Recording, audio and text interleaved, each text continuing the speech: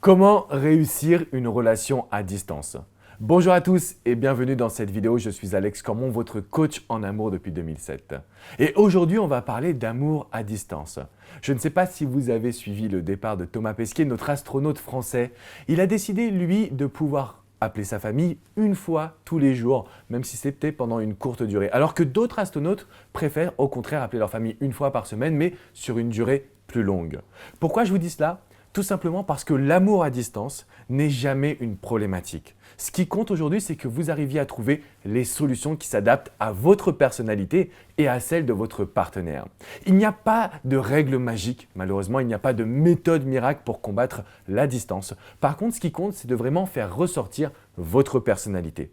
Alors si vous avez un besoin de pouvoir communiquer tous les jours avec votre partenaire, n'hésitez pas à prendre les devants.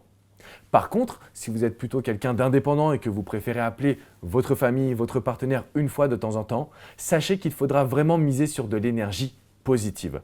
La communication est donc le premier pilier du couple, surtout quand il y a de la distance. Cela va vous permettre de vraiment considérer votre relation. Le deuxième pilier qui est le plus important, c'est d'envisager les retrouvailles. Parce que comme je vous le disais, la distance ne peut pas être un problème. La distance peut même vous permettre de renforcer votre amour. Comment ? Tout simplement en cherchant à mettre en place des actions positives et des retrouvailles qui vous ressemblent et qui vous rassemblent. Alors n'hésitez pas à faire une liste de toutes les activités que vous aimeriez pouvoir faire avec votre partenaire et c'est à cet instant que vous allez pouvoir entretenir la flamme même à distance.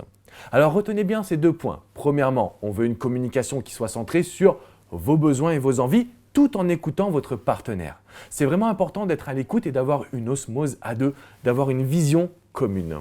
Et enfin, deuxièmement, n'oubliez pas qu'il y aura des retrouvailles et qu'il est important de combattre la routine. Il est vraiment primordial que vous arriviez même à définir des nouvelles actions, des nouvelles activités pour donner du cœur et de la vie à votre histoire.